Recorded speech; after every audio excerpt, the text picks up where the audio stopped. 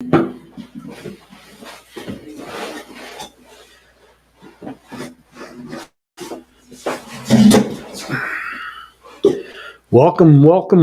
to the Casual Shooters Podcast.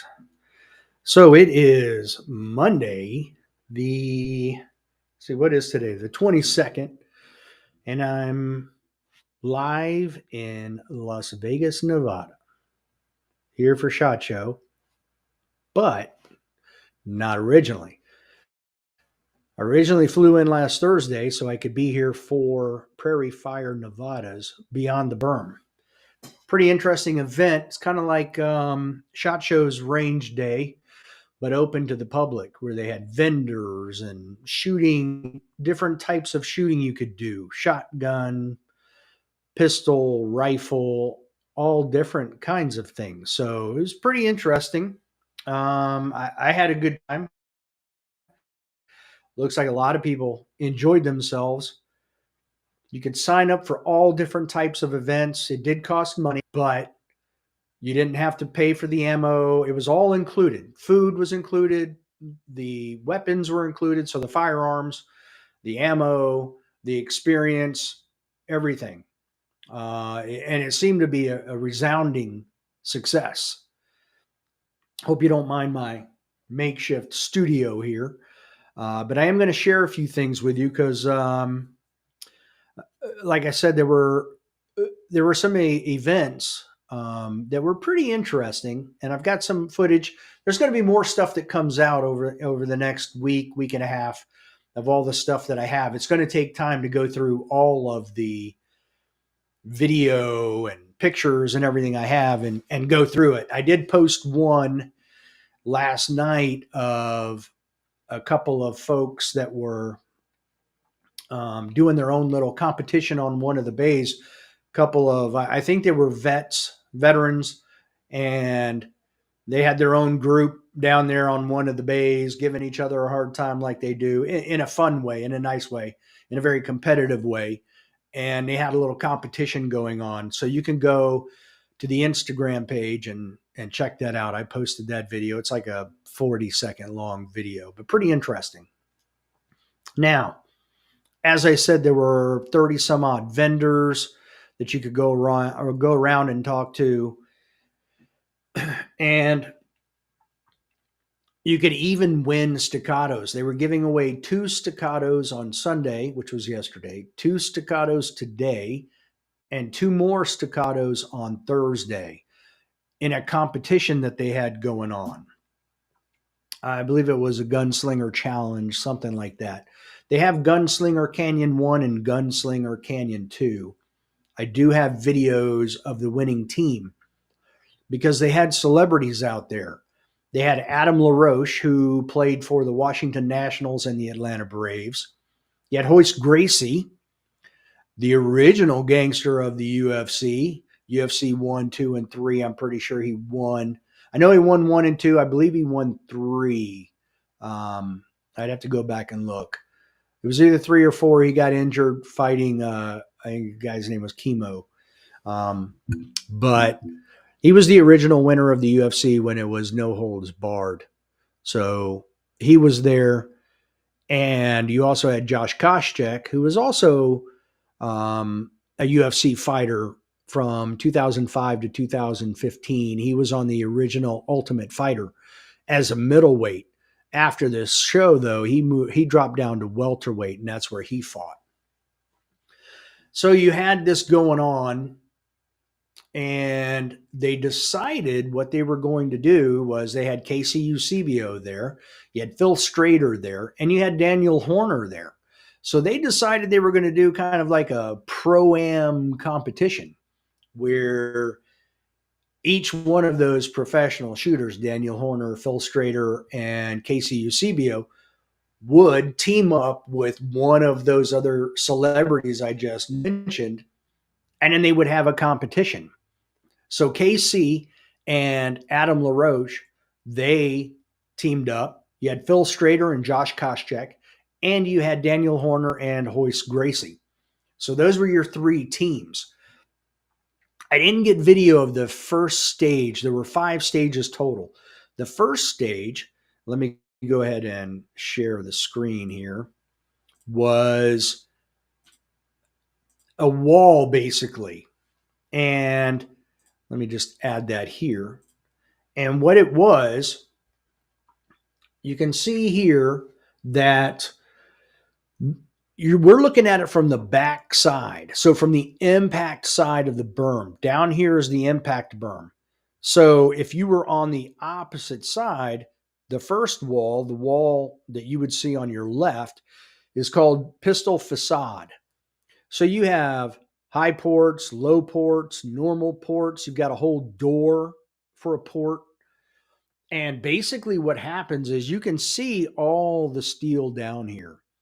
And what was happening was you had to choose who was going to shoot which wall. And then the partner was going to have to tell them which targets that they were supposed to engage. So let's say one of the amateurs was going to shoot this one. Then the professional shooter, right above the port, was written the targets that you had to engage.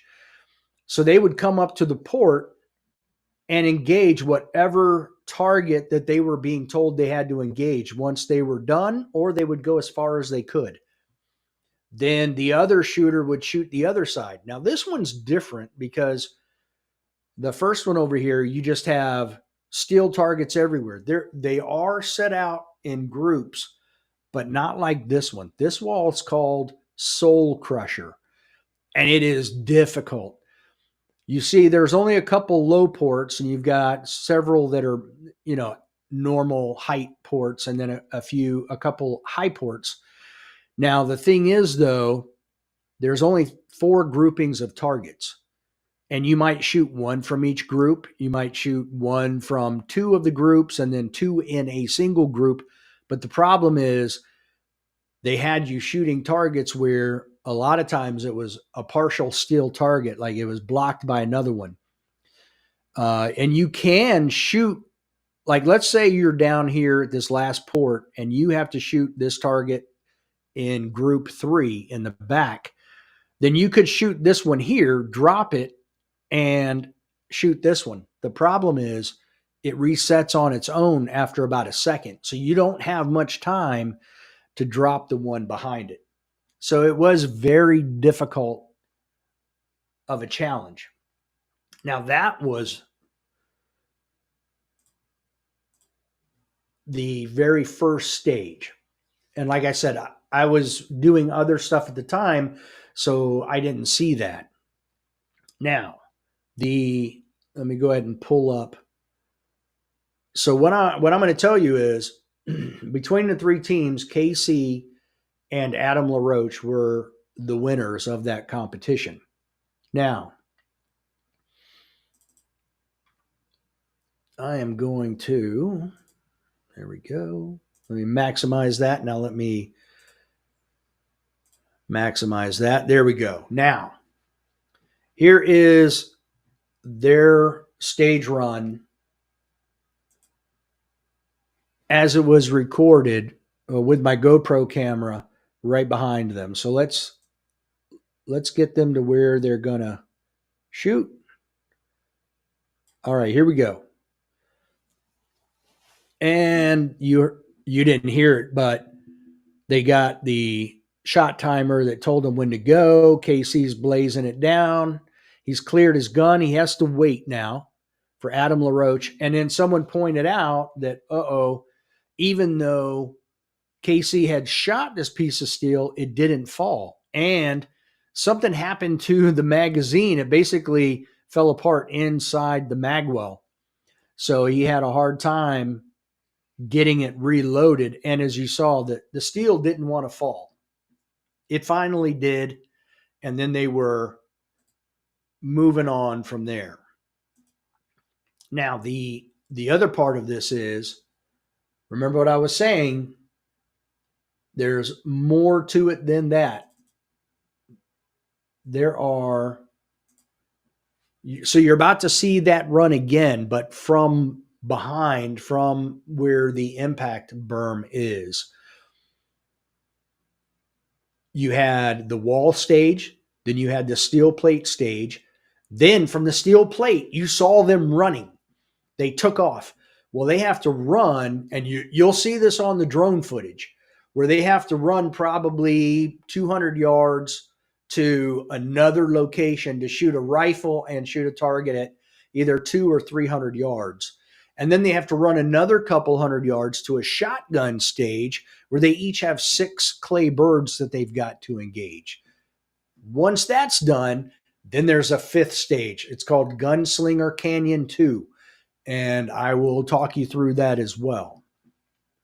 So let's add this and let's watch. Here it is again, same run. This time though, it's from behind. And you can see everything going on here, impacting, and you see KC again. Oh, he's like, oh shoot. He's got to drop that last piece of steel. Adam LaRoche is like, I'm not sure what's going on. What do I do? He wasn't sure what was going on there. He's like, what's going on? So KC finally gets, you see that steel just did not want to fall. He couldn't run until he cleared the gun, and then boom, and there goes KC, shot out of a cannon. And there he goes, running all the way down. Now, this is a good probably 60 yards, 50, 60 yards to that corner. And then that's probably 50 yards. So there's at least 100 yards. And then this range is probably 100 yards wide. Close, 75 yards wide, whatever it is, 7,500 yards wide. So we're talking 150, 200 yards. You can see they're not as enthusiastic once they got there. So Adam gets down behind the rifle. You can see the steel down there. He's got to hit the steel target. And KC is on the scope to let him know where he's hitting or not. I think this is 200 yards. I think those are 50-yard. I'm pretty sure this is 200 yards. So once they finally get done, once they finally hit what they need to hit, and I think they have 5 shots to do it. Now you see a little fist bump there, like, good job. Now they've got to run past this guy, past where they were before, and now they're going to a shotgun stage. So that's where they rounded the corner before. Now they're going to keep running straight. Go straight past the Porta-John. We're going to keep on running, keep on trucking, hopefully not get hit by a car. Now you see the steps over there. That's part of that Gunslinger Canyon 2 that I was talking about. That is stage 5 of this competition. Now, this is stage 4. So they run from stage 2 to stage 3 to stage 4. And then finally, they'll get a little bit of a break. But you can see the 2 positions that are laid out. They each go to a position. They're getting tired, probably trying to catch their breath too. This is all timed.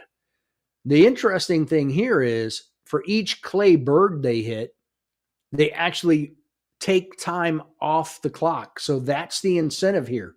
And if you look, you can see the birds up in here flying around. It's difficult for sure.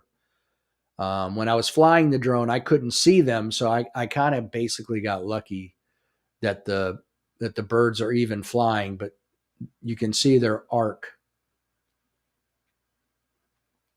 And the video's almost done. There's only like 10 or 15 seconds left here.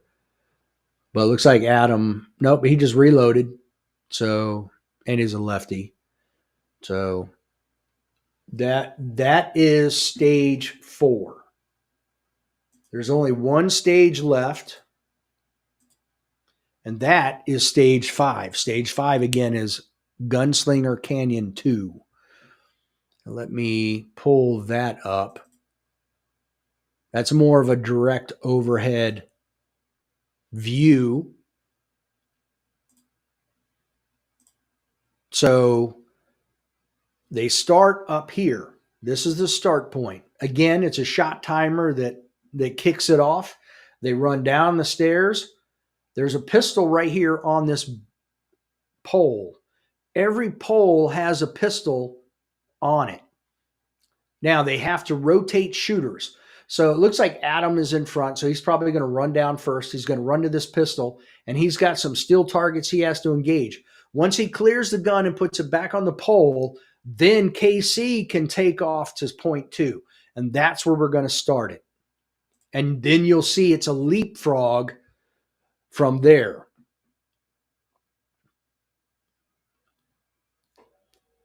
So he's got to pull the gun. He just loaded it. Down here, you can see he's impacting the steel. He's already hit all 3 steel. He's clearing the pistol back on the pole. Now it's KC's turn. And then KC has steel down here that he has to engage. You can see that one get hit. Now he clears the gun, puts it back on the pole, and they run to the next one.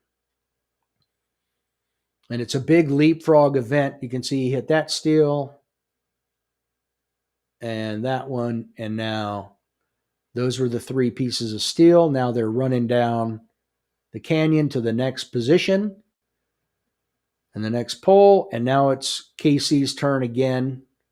He's got to impact the steel over here. Clear. And now Adam goes. They'll run to this pole and down over in here. There are more steel targets that you have to engage. It's actually down here at the bottom of the screen. You can see the 2 of them there. You can see someone else's drone beneath mine there. Now they're going to make it right. They're going to come up here. There goes KC again. KC on occasion just takes off. Whoa, I don't know what happened there. And then he has steel over here that he's got to hit. And then they run to the next one. Now this one, actually for Adam, it's a little bit more difficult because one of the targets is a partial and it's a small piece of steel with a white target. So, and it's like right over the left shoulder of the target. Now, once he clears that, they've got to climb. This is a pretty significant incline going up to this point right here. KC almost fell there. Now, they've got to shoot down this hill. So again, they're shooting probably 70 yards, 60, 70 yards. So we'll say a torso-sized piece of steel. But it's also at a pretty significant angle. So they're down and away. Since Adam shot the ones at the bottom of the hill, KC was the first one, but you only get 1 shot. If he misses, then he's got to give it to Adam. Then Adam can take 1 shot. If he misses, he's got to give the pistol back to KC, and they go back and forth until such time that somebody impacts it. The whole time they're on the clock. So those were some of the things that were going on at PrairieFire, Nevada. If you've never been there and you're ever out in Las Vegas, I highly recommend you go there. The facility is huge. They made a lot of improvements to it. As I said, there's going to be a lot more video and stuff like that coming out about what they were doing. And the last thing I want to say is there is a new Staccato coming out, Staccato C. I do have a video of that, so I'm going to pull it up real quick. But I'm just going to fast forward to where we can see the gun itself. Let me keep going here. All right. Now I'm going to share the screen. We're going to maximize it. Actually, we're going to do this. We're going to crop it.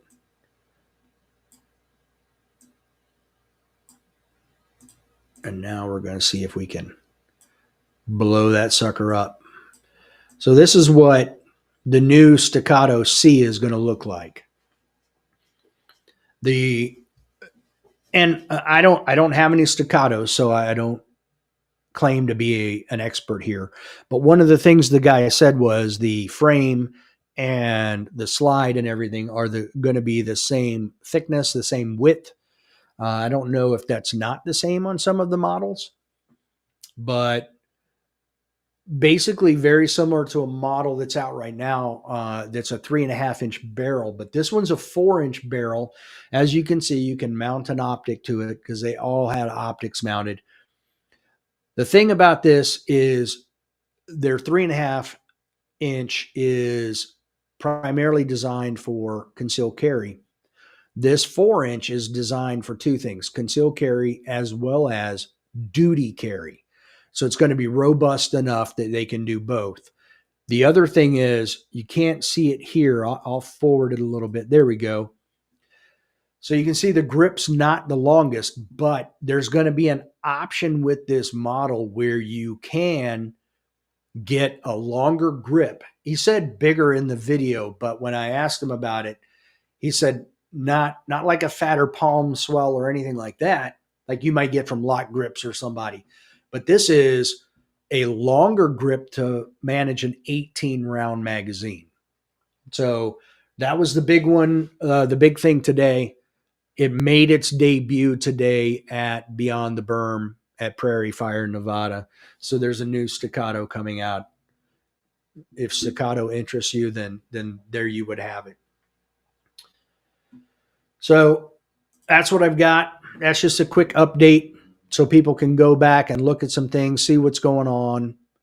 I'll be walking around SHOT Show the next 2 days, hitting up all the usual suspects, checking out some optics, some of the gun manufacturers, checking out Colt, Smith & Wesson, seeing what's going on there. Walther, Canic, all of them, Taurus, you know the deal. And that's what we have going on. So I hope you enjoy the video, and I appreciate it.